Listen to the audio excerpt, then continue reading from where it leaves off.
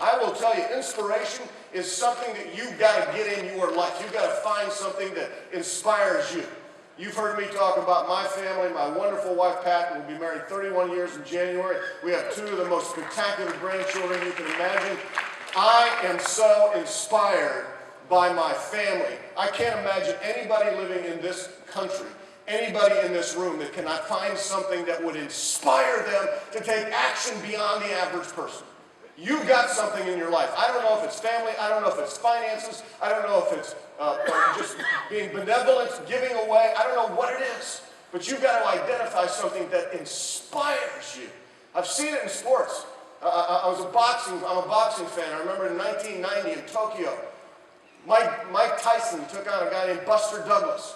Mike Tyson at this time was an absolute beast. I mean, if you watch any of his fights way back in his early career, the guy went in there, and within 2 or 3 rounds, he's just knocking people's head off. The guy was an absolute animal. Buster Douglas was a 42-1 underdog that night. He had lost multiple fights. He had won 6 in a row, which gave him the ability to be able to fight Tyson. 42-1 underdog. Buster Douglas goes in and not only beats Tyson, he knocks Tyson out. Now, why did that happen? He was inspired. What was he inspired by? His mother had died a week before.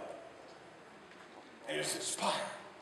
That made a difference to him. He was a different person that night. If someone was not inspired, if Buster Douglas didn't show up to Mike Tyson inspired, he would have had no chance.